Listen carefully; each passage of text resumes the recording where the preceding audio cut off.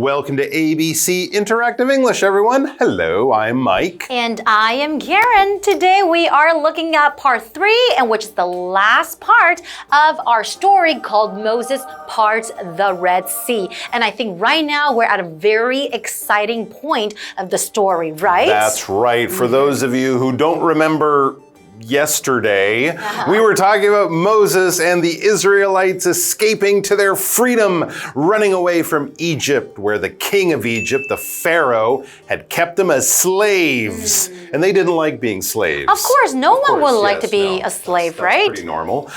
So they ran away. They got all the Israelites, young, old, men, women, everybody, and got them out of Egypt, walked all the way across a desert till the Red Sea, when suddenly they noticed the soldiers chasing them. Oh, no. The Red Sea's in front of them. They were trapped. They had nowhere to go to be safe. But don't worry, because God has a plan. So God told Moses to raise his staff over the Red Sea, and just at that moment, something miraculous happened, right? Yes. He parted the Red Sea. That's right. God, the wind, Moses, all three of them, we don't know. But suddenly there are two walls of water with dry land, which was normally underwater, but now it's dry. They can walk across the Red Sea and be nice and safe. So they did.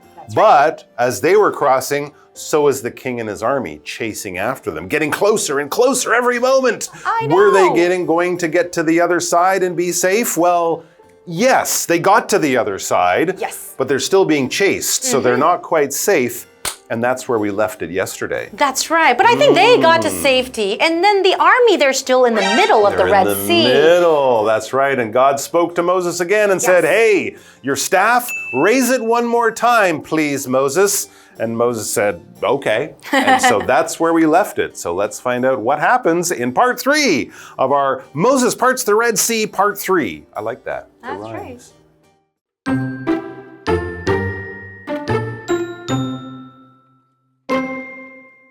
When Moses raised his staff, the walls of water came down. The Red Sea was back, and it covered the king of Egypt and his army. God helped the Israelites cross the sea. He also saved them from their enemy.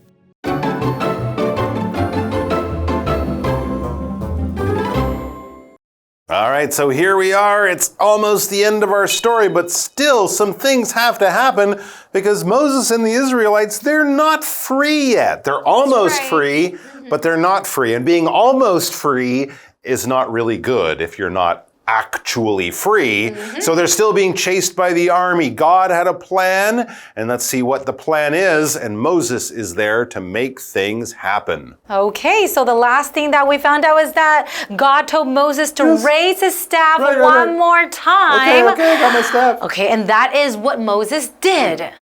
When Moses raised his staff, the walls of water came down.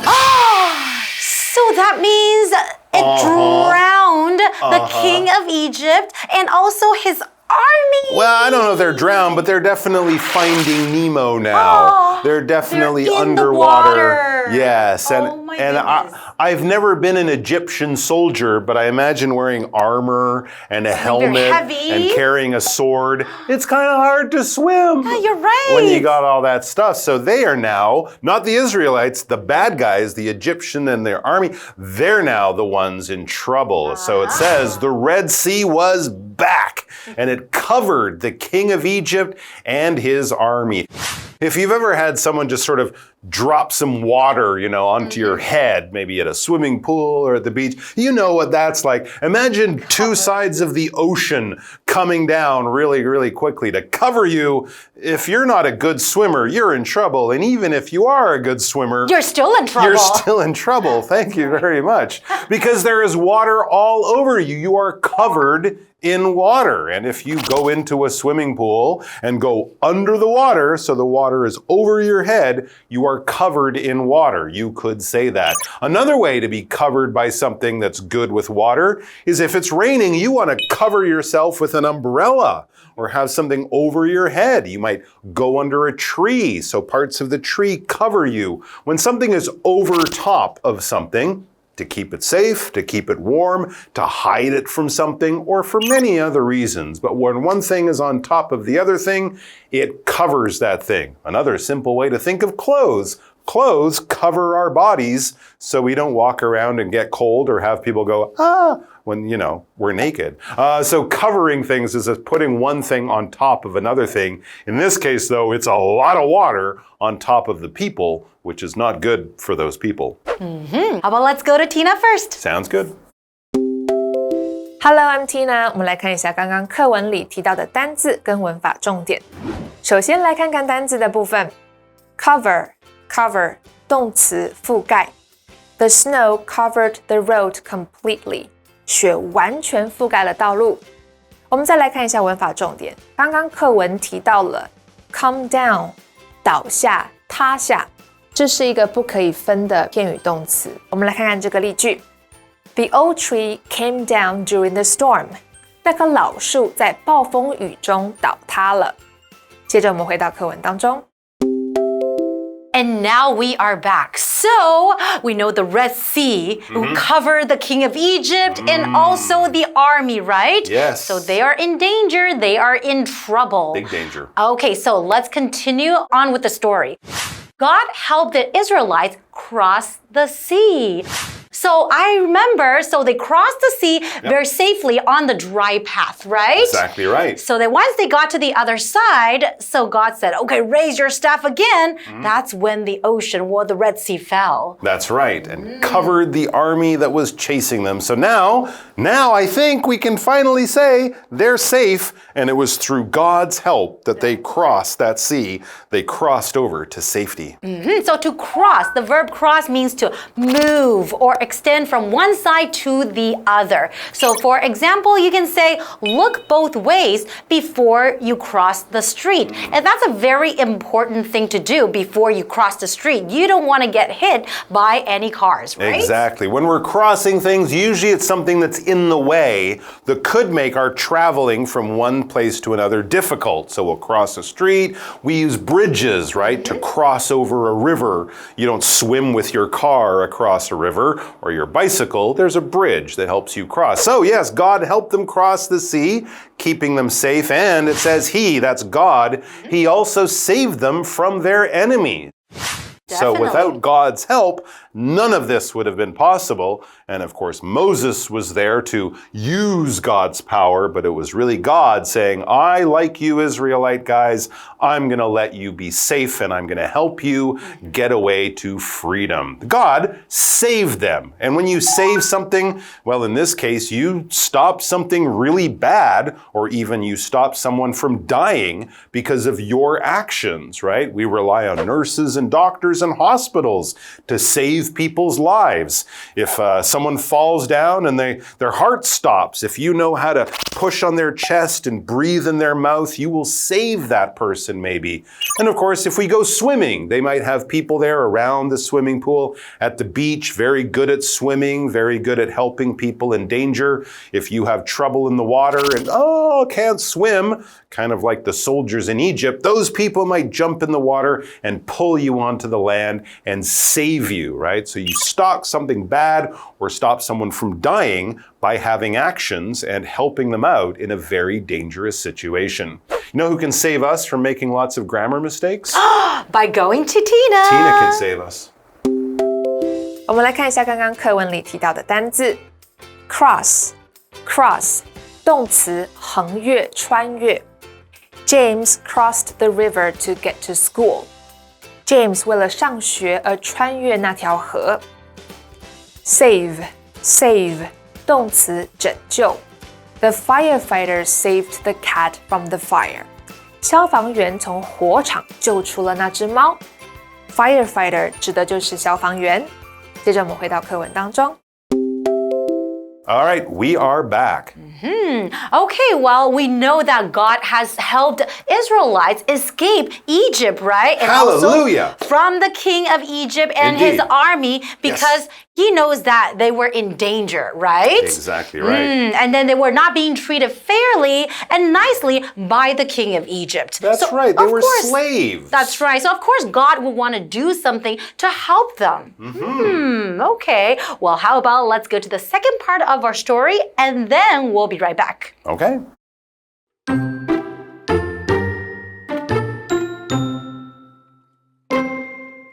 The Israelites saw that, and to thank God, they sang a song of praise to God.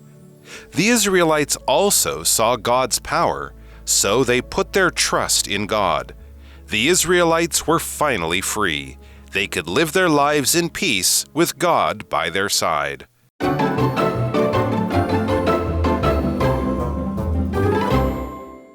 All right, we are back. So it seems God has done what God does and saved people's lives when they were in very, very great danger of dying.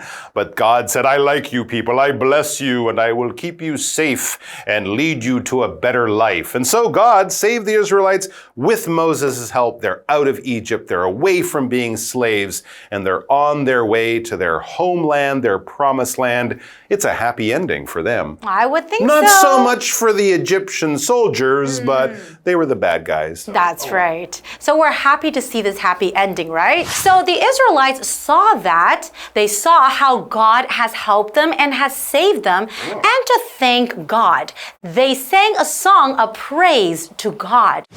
Okay, so they sang a song of praise to God. Exactly. So of course they want to say, God is powerful. God is great. Thank you so much for helping us. There you go. And it says the Israelites also saw God's power. Not only God using his power to save them all of their lives, but also God's power to split or to part the Red Sea into two big walls of water. I mean, that does not normally happen. People can't do that. I mean, we might be able to do that using machines or building a dam or something like that. God just snapped his fingers and these amazing, incredible things happen. So clearly, God is very powerful. So they, the Israelites, put their trust in God. God helped them out when they needed help, so now they are going to believe in God very, very strongly. Of course, and I would too. The Israelites were finally free. And of course, they're free because they're no longer slaves to anyone, right? They don't have to listen to other people telling them what to do. They're able to do anything they want to and go on with their lives. So finally, that is an adverb. Finally means at the end or after a long time of being slaves for the Israelites. It's used when something happens after a wait or at the last point in a series of events. An example sentence would be, the rain stopped and they finally got to go outside because they have been waiting for a long time. Yeah, that sounds like they really wanted to go outside. That's right. Now is the time. Well, it's finally time for us to go check in with Tina once again. So let's do that. 我们来看一下刚刚课文里提到的单字 Finally, finally 副词最终最后 Andrew finally finished his homework after a long day. Andrew 经过一整天后终于做完作业了。文法的部分刚刚提到了 Put one's trust in 加名词某人信任什么 Trust 在这里是名词，意思是信任、信心。我们来看看这个例句 Jane puts her trust in her best friend. Jane 信任她最好的朋友。接着我们回到课文当中。All right, we are back. So the Israelites are free. God has shown his power and his love for these people, these Israelite people, and now they believe and love God even more than they did before. It says they, the Israelites, could live their lives in peace with God by their side. As you say, now they are free. They can live their lives. They can pray to God in any way that they want. They can have their freedom and the lives that they choose to build, and all through God's help. That's Pretty right. amazing. How about let's go to Tina first and we will be right back. 我们来看一下刚刚课文里提到的文法。In peace， 和平的、平静的，这是一个副词片语。Peace 是指平静、安宁的意思。我们来看看这个例句。Anna wants to live in peace with her neighbors. Anna 想要和邻居和平共处。接着我们回到课文当中。And now we are back, and that is the ending of our story, and I like this ending. It's a happy ending, right? It's a happy ending and an amazing story that, as we mentioned, has made for some pretty cool films. So if you ever want to watch the story that we just read, you can definitely find a movie version of it. I'm sure there are other versions out there too. But it is also one of the most famous stories from the Bible. So I think it's just an interesting one. A lot of people have heard it, right? Yeah, it's an interesting one to know about. All right, guys, thanks for joining us. We hope you were entertained by that story, and we will see you back here very soon. Until then, all the best, and bye-bye. See you guys next time. Bye-bye.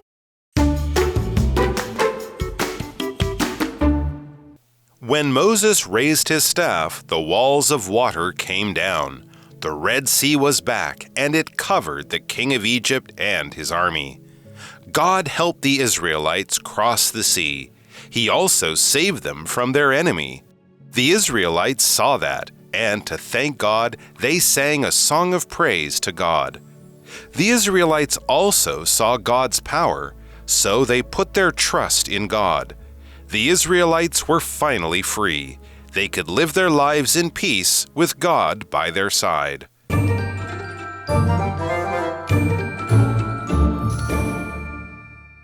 我们来复习一下这一课的重点单字跟文法。单字的部分 ，cover 动词覆盖 ，cross 动词横越穿越 ，save 动词拯救 ，finally 副词最终最后。接着我们来看文法的部分 ，come down 倒下塌下 ，the snow on the mountain came down， 山上的积雪坍塌了。Put one's trust in 加名词，某人信任什么。You put your trust in the wrong person， 你信错人了。In peace， 和平的、平静的。The country was in peace for many years， 该国多年来都处于和平状态。以上就是这一课的重点单字跟文法，那我们下一课再见喽，拜拜。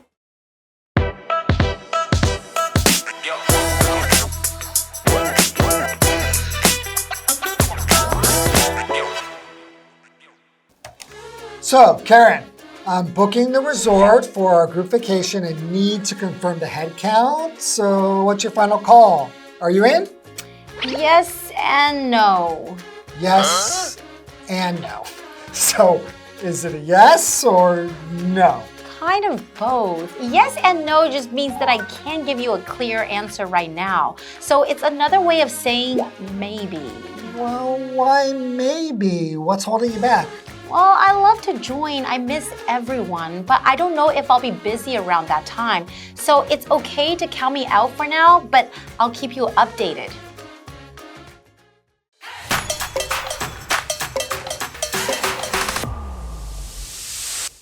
Hi, everyone. Today we're discussing the expression yes and no.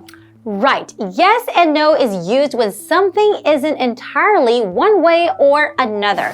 It's a way of saying that the answer is not clear-cut. People often use it when they have mixed feelings about something and can't take a clear side. For instance, if someone asks if a movie is good and you only liked parts of it, you might respond with yes and no. The phrase is also commonly used when talking about the future, especially when things are still uncertain or undecided. For example, when asked if he was planning to retire soon, the actor gave a yes and no answer. Or when questioned about running for office again, the politician responded with a yes and no. So next time you're in a situation where the answer isn't just black or white, feel free to use yes and no to express that uncertainty. And that's all for today. See you next time. Bye-bye. Bye-bye.